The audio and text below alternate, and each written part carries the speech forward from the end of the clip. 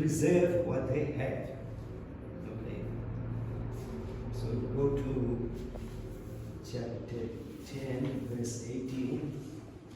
Now, this should be one's mood when one listens to Krishna Katha. Right? This is one thing. This is that. The Bhagavad Gita is a dialogue between two people. It's Krishna who is a teacher and Arjuna the receptor who is a student. So this is what Arjuna tells to Krishna. He addresses Krishna as follows. Oh Jagannath, again please describe in detail the mystic power of your opulence. I am never satiated, which means I'm never satisfied. I'm never satisfied in hearing about you. For the more I hear, the more I want to taste the nectar of your words. So the explanation of the verse by Srila Prabhupada is purport. One can never be satiated even though one continuously hears the transcendental pastimes of Krishna, who is glorified by excellent prayers. Those who have entered into the transcendental relationship with Krishna relish at every step the descriptions of the pastimes of the Lord. Thus Arjuna is interested in hearing about Krishna and specifically how he remains as the all-prevailing Supreme Lord. Now, as far as Amritam nectar is concerned, any narration or statement concerning Krishna is just like nectar. And this nectar can be perceived by practical experience. Modern stories, fiction, and histories are different from the transcendental pastimes of the Lord, in that one will tire of hearing the mundane stories, but one never tires of hearing about Krishna. It is for this reason only that the history of the whole universe is replete with reference to the pastimes of the incarnation of the Lord, of Godhead. The Puranas are histories of the bygone ages that relate to the pastimes of the various incarnations of the Lord. In this way, the reading matter remains forever fresh despite reading repeated readings. Now, we have this experience, like the more the people speak about Krishna and Krishna's pastime, the more they want to, the relish it, the more they want to hear. Yeah, sometimes if you're listening to a lecture or you're reading a subject matter or something, it is so relishing that you keep on listening to it and you keep on reading about it. Okay. So the story for today's class is about a great Vaishnava saint. Okay, Vaishnava saint whose name was Mother Vendra Puri. So these southern saints, they don't possess anything. So in the holy place like Vrindavan, they move from place to place. Okay, they go place to place. They wander around. So they don't worry about their body necessities, like eating and so forth, right? The only thing they take care about the body, they go to the river and have a bath, they have a clock, the wipe themselves and change it, that's it. So they rely on the welfare of the subject of the residents. Like for example, if a resident see a sadhu walking past the house or something, they invite the sadhu to the house and offer him food to eat and so forth. They do that for blessings. You say, they always do that. So what happened on this particular day, this Vaishnava saint whose name is Vendra Puri, he had nothing to eat. There's nothing to eat, so we stayed whole day without eating, but nothing came by. So he went, he sat under a tree, he was resting under a tree. So after a while, a little boy came with a pot of milk, and gave to him. He said, "Here, Baba, I brought you a pot of milk, please have it." No one fasts in my village because Mother Puri never had nothing to eat. This boy thought he's fasting. He told him, no one fasts in my village. Then Mother Puri tell him, okay, hold on. He said, who are you? And how do you know I'm here? And how do you know I'm fasting? He asked the boy the three questions. So that boy never answers his questions. He said, you take this milk, you drink it, I'm going to milk my cows. Right. Then he said, how do you know I'm here? Then he told that the ladies in the village told me they saw you walking this path, this way, and they told me, therefore I came here. Okay. And the boy went away. So this same mother went to Puri, he drank the milk, he washed the water pot, and anyway, the boy told him that you take the milk and drink it, I'll come in the evening to collect that milk pot. Then off he went. So mother went to Puri, drank the milk, and he waited for the boy to come. The boy did not come. So in this way he fell asleep. So while asleep during the night, that little boy came in his dream and he revealed his identity as Gopal. Right? And he took him in the dream to a kunj. A kunj is a small water well surrounded by trees and grass and so forth. It's like a bushy area. So in the dream he took him there to the kunj and told Mother Puri that during the Muslim invasion, at that time the Muslim rulers were destroying all the temples and so forth. So the pujaris took these deities, the murtis from the temple, and they came and dumped it in the kunj, in the well, and they went to it. So this deity was in the well for a long time without people offering any food, not caring for it and so forth. So the deity told me, please rescue me from this kunj. He said, get the people from the village to come by with the bush knives, horse and spades and clear the place and rescue him. So next morning, Mother Puri went to the villages, called all the villages. They came back, they cleared the bushy area, and they rescued the deity of Gopal. Now the deity of Gopal was a huge deity and it was very, very heavy. So they took the deity to and installed it on the Govardhan Hill. Right, Govardhan. I don't know which, I think the south side or something. There's a white temple on that hill, they installed it. Now when they install a deity in a temple, there are certain procedures to follow. You see, there are procedures to follow like you follow. They do Abhishek. Abhishek is a bathing ceremony. You will clean the deity up, so forth. Then after Abhishek, there is Anukut. Anukut festival. Anukut is that you prepare, you cook some items and so forth, and you offer it to the Lord, to the deity. And once that is finished, then you do Arti. Those are the procedure of installing the deity. This is what happened. So I will read how this the deity was rescued and how they took it to the Govardhan and installed it in the temple, and what they did, the Abhishek part of it and the offering of that bhoga, we call it. Right? I'll just read this simple understanding. He said that during the festival and the installation ceremony, some people sang and some people danced. All the milk, yogurt and clarified butter in the village were brought to the festival. Right? Everyone getting whatever they had, they brought it down.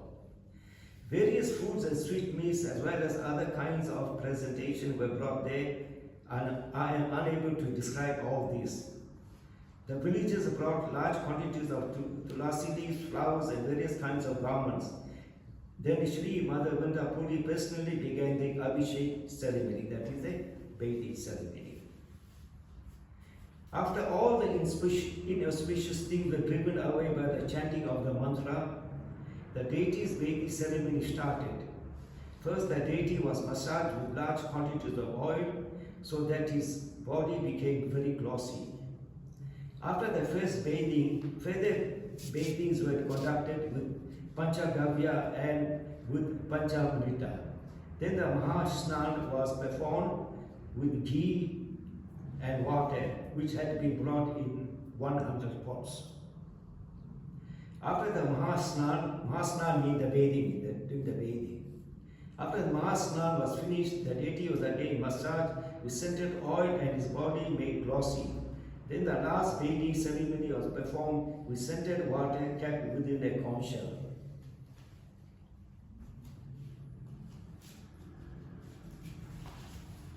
Then posture of yogurt, milk, butter, Shrikanti, sweet rice cream and solid cream were placed alongside the vegetables.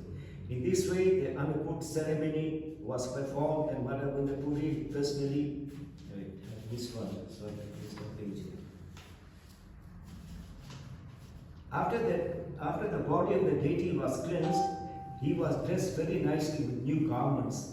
Then sandalwood pulp, tulasi garlands and other fragrant flower garlands were placed upon the body of the deity. After the bathing ceremony was finished, incense and lamps were burned and all kinds of food offered before the deity. These foods include yogurt, milk and many sweet meats as were received. The deity was first offered many varieties of food, then scented drinking water in new pots, and then water for washing his mouth. Finally, pan mixed with variety of spices were offered. After the last offering of tambula and pan, Bhoga Artik was performed. Finally, everyone offered various prayers and then obeisance, falling flat before the deity in full surrender. As soon as all the people of the village had understood that the deity was going to be installed, they had brought the entire stocks of rice, dal, and wheat flour. They brought such large quantities that the entire surface of the top of the hill was full.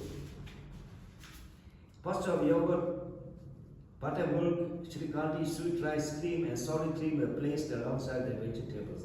In this way, the Annakut ceremony was performed, and Madhavendra Puri Goswami personally offered everything to Gopal. Many water pots were filled with scented water for drinking, and Sri Gopal, who had been hungry for many days, ate everything offered to him. Although Sri Gopal ate everything offered, still by the touch of his transcendental hand, everything remained as before. What the time to say that, like when we cook something, we offer to the Lord.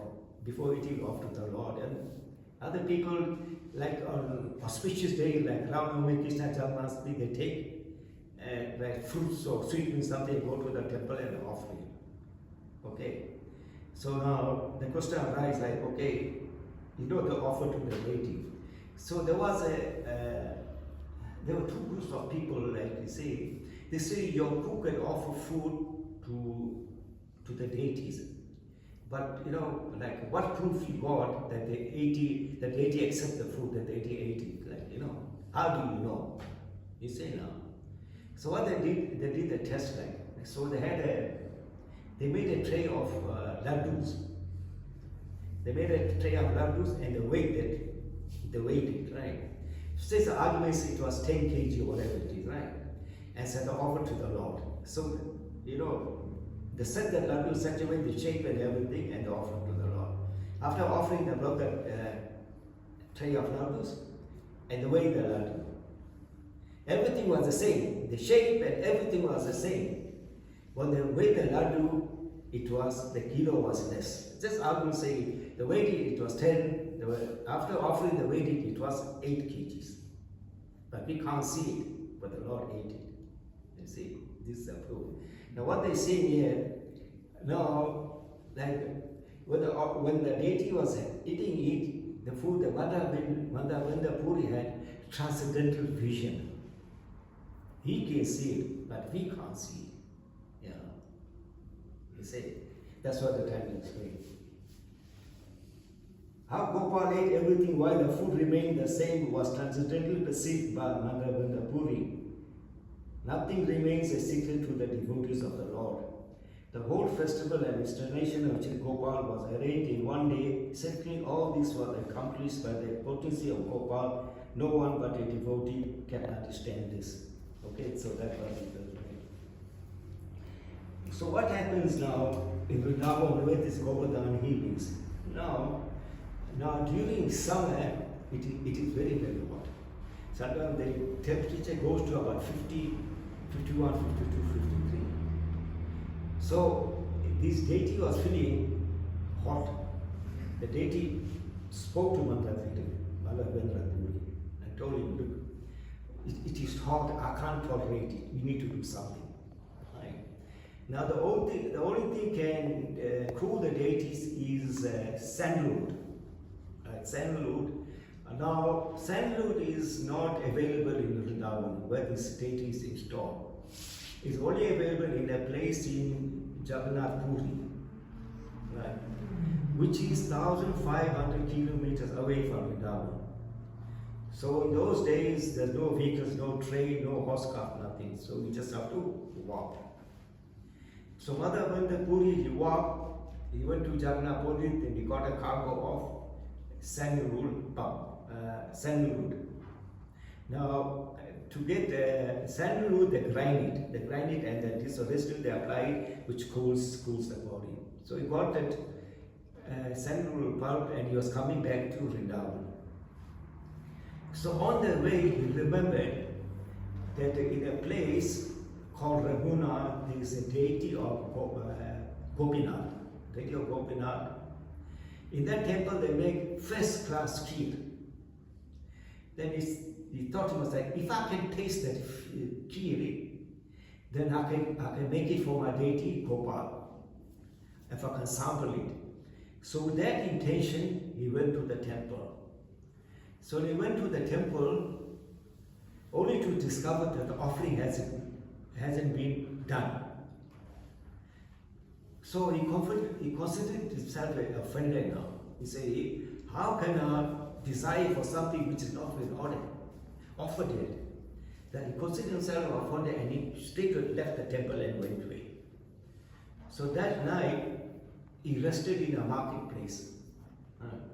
Now the marketplace is a place like, they make a shack. They make a shack with, the villagers make a shack with like dry banana leaves or palm leaves. So during the day, the merchants come, they display the wares there, they sell it for selling.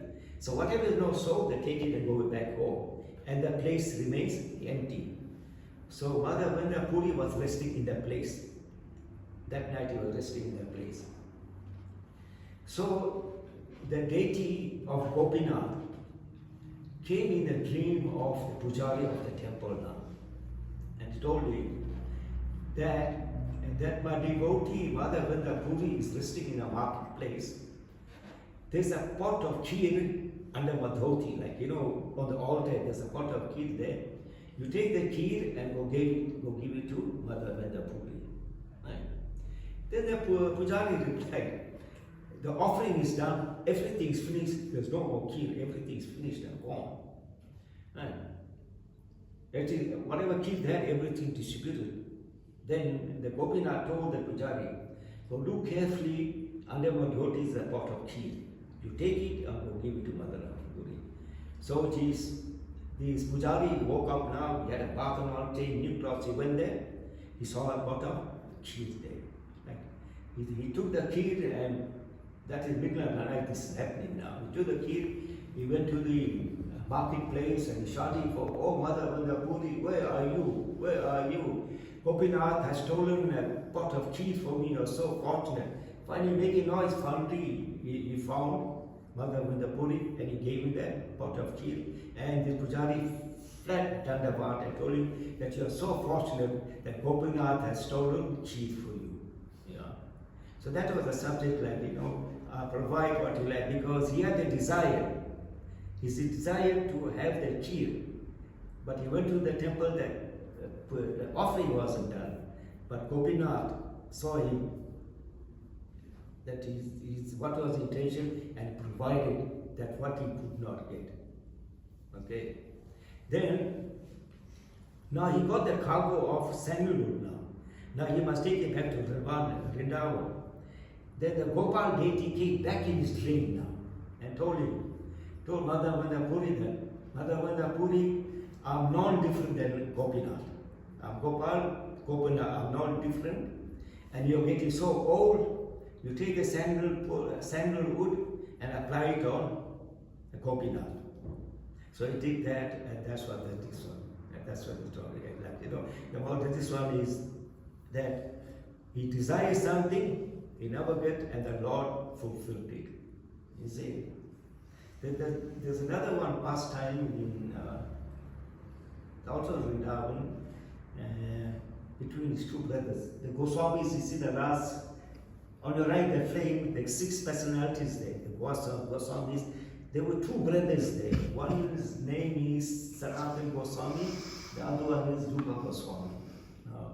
Now this pastime was happening in a place called Kadamba. Kadamba, that place was the Bhajan Kutir of Rupa Goswami. Bhajan Kutir is meaning that these saints, they make a house for themselves or something, a residence for themselves. They make it whatever material is available there. They stay in the forest, so whatever is available there, they make some accommodation for themselves. So Rupa Goswami was resting there, and it so happened that it was his elder brother's name was Sanatana Goswami. It was his birthday. So he's contemplating, he's thinking, my elder brother is coming to visit me today, it's his birthday, I have nothing to offer. How nice if I had some ingredients to make kheer or sweet rice or so forth. Right? That's what he thought, and then the thought just vanished away. Okay. And then after that, what happened was that a very beautiful girl came with a pot of sweet rice and gave it to to Rupa Goswami. So Rupa Goswami got very concerned. A little girl, how can you come here? Because I'm staying in a forest. It's so dangerous here. You've got wild animals and so forth. Why did you come here? Then the little girl says to him that, there was a wedding in the village, and they had a very big feast, and a lot of food was left over.